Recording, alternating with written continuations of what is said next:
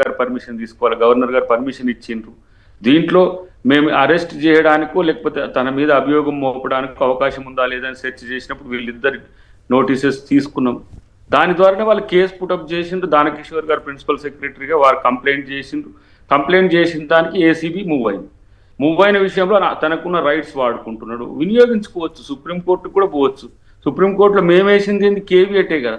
మీరు ఆయన వాదనలు వింటప్పుడు మా వాదనలు కూడా వినండి, ఎందుకు ఆయనను మేము ఈ కేసు పెట్టాల్సి వచ్చిందని చెప్పడానికి చేసినాం. ప్రభుత్వం ఎక్కడ కూడా కక్ష సాధింపో లేకపోతే వ్యక్తిగత అంశాలతోనూ కాదు. రేపు కొమ్మినేని గారే ఉంటారు. మా ప్రభుత్వం ఇప్పుడు మీరు అన్నదే ఉన్నది, ఏది 9 కోట్లు 10 కోట్లు అక్రమంగా బదలాయిస్తే మీరు కామెంట్ చేస్తలేరా? ఇలా దానికి సంబంధించి మీరు ఏమైనా షూ చేస్తే దాన్ని ఫేస్ చేయడానికి ప్రభుత్వం సిద్ధంగా ఉండదా? కాబట్టి దానికి దీనికి పోలిక కాదు. ఏది ఆ కేసులో 700 కోట్ల పైచీలకు అది వ్యవహారం. అది సీజన్ ఎప్పుడు వచ్చినా కూడా వాళ్ళు ఇవ్వడానికి. నేనంటున్నా, సిటీ మధ్యన పెట్టి సెక్రటరీ చుట్టూ పెట్టి అటు ప్రజల్ని హింసించినప్పుడు ఇది ఇప్పుడు ఈ కార్ రేస్ అనేది ఇప్పుడు హైదరాబాద్ ప్రజలకు ట్రాఫిక్ నరకం చూపిందనేది అందరికీ తెలుసు. దీన్ని ఊరి బయట ఎక్కడన్నా ఒక 100 ఎకరాలు కేటాయించుకొని కూడా పెట్టుకోవచ్చు. మీరు తెలంగాణ బ్రాండ్ తేపాలన్నప్పుడు మేము స్పోర్ట్స్ యూనివర్సిటీ పెడుతున్నాం కదా ఏకంగా. ఇట్లాంటి గేమ్స్ అన్ని కూడా ఎన్ని వందల ఎకరాల్లో పెడితే అవుతుందో హైదరాబాద్ బ్రాండ్ ఇంటర్నేషనల్ చేయడానికి మేము కూడా చేస్తున్నాం. Right, good. అయితే ఇక్కడ సమస్య మీరు ఆలోచించండి. అయితే దయాకర్ గారు ఇక్కడ ప్రశ్న ఏమంటే, ఎస్ కేటీఆర్ గారు బహిరంగంగా చెప్పాడు, ఎస్ నేనే చేశాను, హైదరాబాద్ ఇమేజ్ పెంచడం కోసం తెలంగాణకు ఉపయోగపడుతుందనే ఉద్దేశంతో చేశాము అని చెప్పారు. ఇక్కడ టెక్నికల్గా ల్యాబ్స్ ఉన్నాయని ఇప్పుడు రాకేష్ గారు కూడా ఒప్పుకున్నారు, అయ్యి ఉండొచ్చు అని. అయితే ఇక్కడ పాయింట్ ఏంటంటే, కేటీఆర్ గారి యొక్క ఇంటెన్షన్ తప్పు అవుతుందా? హైదరాబాద్ బ్రాండ్ ఇమేజ్ని పెంచడం దానికి ఆయన ప్రయత్నం చేసినట్లు కాదా? ఆ 55 కోట్లు ఆయన జేబులోకి ఏమైనా వచ్చినట్టుగా మీ దగ్గర ఆధారాలు ఉన్నాయా? 55 కోట్లుగా దాంట్లో 5 కోట్లు వచ్చినట్టుగా కానీ ఏమైనా ఆధారాలు ఉన్నాయా అన్నదే ప్రశ్న. ఎందుకంటే గవర్నమెంట్లో ఎన్నో జరుగుతూ ఉంటాయి. ఇప్పుడు కాగ్ రిపోర్ట్ చదివితే ఎన్ని టెక్నికల్ మిస్టేక్స్ జరుగుతుంటాయో, కానీ వాటన్నిటి మీద కేసులు పెట్టుకుంటా వెళ్ళే పరిస్థితి ఉందా? అరెస్ట్ చేస్తారా? ఇప్పుడు ఈ ఫండ్స్ మిస్యూజ్ అయినాయా లేవా అనేది ఈ దర్యాప్తులు తేలుతుంది సార్. దాని తర్వాత దానికి సంబంధించిన చర్యలు ఉంటాయి. కాదుగా ముందే దర్యాప్తు చేసి కాదు ఇక్కడ నా ప్రశ్న ఏమంటే, ముందే మీ దగ్గర మొత్తం ఫైల్స్ అన్నీ ఉంటాయి కదా గవర్నమెంట్లో, కంటిన్యూస్ ప్రాసెస్. ఆ ఫైల్స్లో అట్లాగే ఈ ఫార్ములా కంపెనీ అతన్ని కూడా వాళ్ళ దగ్గర ఉన్న వివరాలు కూడా తెప్పించుకుని నిజంగా అవినీతి జరిగిందా లేదా, మనీ లాండరింగ్ ఏమైనా జరిగిందా లేదా, అక్కడికి వెళ్ళి ఇక్కడికి వెనక్కి వచ్చి కేటీఆర్ జేబులో పడ్డాయా అన్నది ఏదన్నా మీరు కనిపెట్టగలిగితే దానికి స్ట్రాంగ్ కేసు అవుతుంది కదా. లేకపోతే మా బొట్టాళ్ళకి కూడా ఏంది చిన్న కేసు పెట్టుకుని ఇంత అడౌట్ చేస్తున్నారు అనేటువంటి పరిస్థితి రాదా అన్నది నా డౌట్. ఇప్పుడు ఈ ఈవెంట్ చేయడానికి కొమ్మినేని గారు ఆథెంటికేషన్ తీసుకున్నాడు ప్రభుత్వం నుంచి. ఆయనకు సీజన్ ఈ 607లో ఆయనకు లాస్ వచ్చింది, నేను చెయ్యనని అన్నాడు. చెయ్యనని అంటే ఆయన బదులు ప్రభుత్వం ఆ మనీ కట్టింది. ఇది అంటే ఎవరి తరపున ఎవరు కట్టిండ్రు? ఇప్పుడు డుకాటి లాంటి సంస్థ ఉంది సార్, ఇప్పుడు మమ్మల్ని కూడా సంప్రదిస్తుంటే వీళ్ళు చేయబట్టి అది ఆగింది. వాళ్ళు ఎన్ని వందల కోట్లైనా వాళ్ళు ప్రాసెస్లో మేము ఎకనామిక్ బేర్ చేసుకొని ప్రభుత్వానికి ఆదాయం ఇస్తామని అంటున్నారు. ఇట్లా ప్రపంచవ్యాప్తంగా వందల సంస్థలు ఉంటాయి. మీరు గ్రీన్ కోక్ ఇచ్చిండ్రు, గ్రీన్ కోక్ ఇచ్చినప్పుడు ఆయనకు నష్టం వస్తే ప్రజల సొమ్మును మీరు వాళ్ళకి ఇచ్చేది ఏంది? అది కూడా మీరు ఇప్పుడు మంచితనం చేయడానికి కూడా దొంగతనం చేస్తే అది దొంగతనమే అవుతుంది సార్. గ్రీన్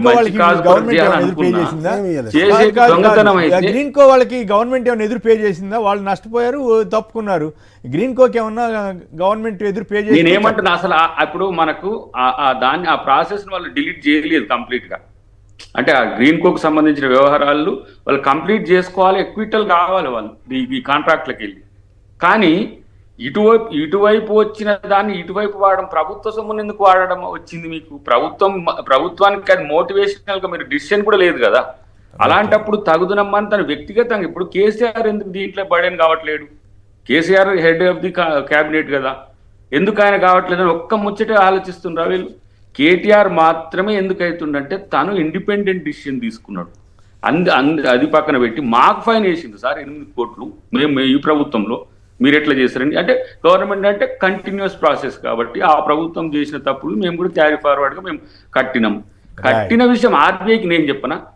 లేకపోతే ఈడీ ఎంటర్ అయింది, ఈడీ ముందు రేపు పోయి చెప్తారు నేను సార్ ఇట్లా కాదు అని చెప్తాడు. ఈడీ దీంట్లో ఏం నేరం లేదని అనుకుంటే వాళ్ళు ఎక్విట్ చేస్తారు. అంటే అట్లా కాదు ఇక్కడ చిన్న డౌట్, అట్లా కాదు, ఓకే ఇవన్నీ బాగా చెప్పారు, బాగానే ఉంది.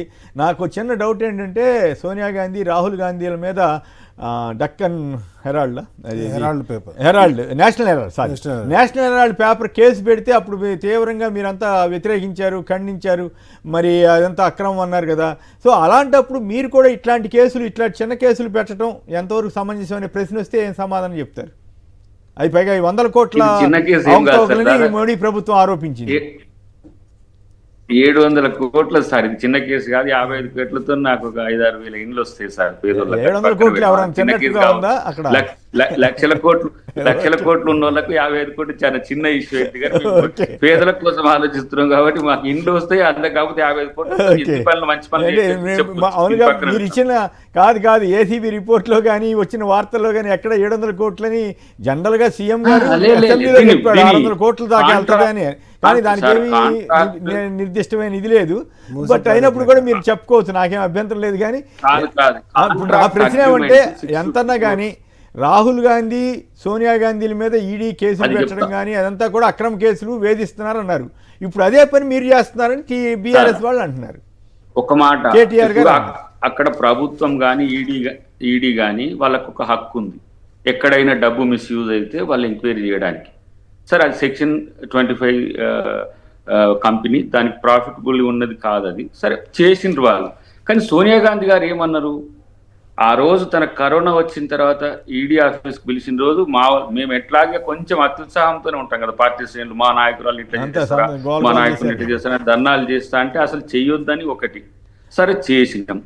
ఆమె ఆ రోజు నేనున్నా ఢిల్లీలో, ఆమె వాదించడం ఏంది ఈడీ ఆఫీసర్ల, సిబిఐ ఆఫీసర్లతో, ఓకే నేను మళ్ళీ రావాలంటే మళ్ళీ ఇట్లా సమస్యలు వస్తాయి, ఈ దేశవ్యాప్తంగా మూవ్మెంట్స్ వస్తాయి, నన్ను 2 రోజులైనా సరే ఇక్కడే ఉంచండి, మీరు కావాల్సిన సమాచారాన్ని ఇవ్వాల్సిన క్వశ్చన్స్ అన్ని వేసి నన్ను పంపించండి అని చెప్పింది. నాకు అడ్వకేట్ ఇవ్వండి, నాకు దొంగ కేసు పెట్టరు అని చెప్పలే ఆమె. ఎందుకంటే ప్రభుత్వానికి రైట్ ఉంటది, ఎక్కడైనా జరిగినప్పుడు అది కక్ష సాధింపే కావచ్చు, ఏదైనా కావచ్చు. లేనప్పుడు ఎవరికి సమస్య ఎందుకు, దానికి ఫీల్ అవ్వడం ఎందుకంటే.